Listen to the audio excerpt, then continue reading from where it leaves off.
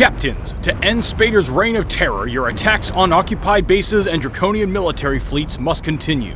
There are even more occupied Forsaken bases spotted this time, so adjust your tactics accordingly.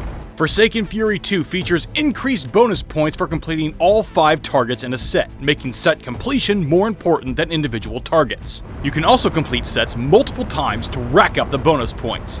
Additionally, you can now pick 2 prizes per tier from the generous selection of technology available, including Phalanx anti-missiles, depleted uranium shells, and the Assault Mortar D-73X. The first 3 tiers feature 3 different versions of the brand new Forsaken plate armor. Each of these versions will reduce the amount of damage from a certain damage type by a fixed amount. For example, Penetrative Plate 2 will reduce the damage dealt by each missile by 10.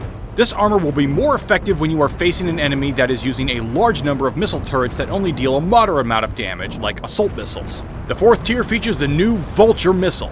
The turret does a fair amount of penetrative and explosive damage against healthy hulls, but the Vulture's talons truly come out when the targeted ships have been weakened. When the Vulture hits a ship that has less than 50% health, it has a 50% chance of dealing critical damage to the hull, doubling its damage value for that hit. The turret also has an inherent 40% flak evasion and bonus explosive damage. Vulture missiles should be placed deep within your base defenses to pick off ships that are struggling to make the final push for your outpost.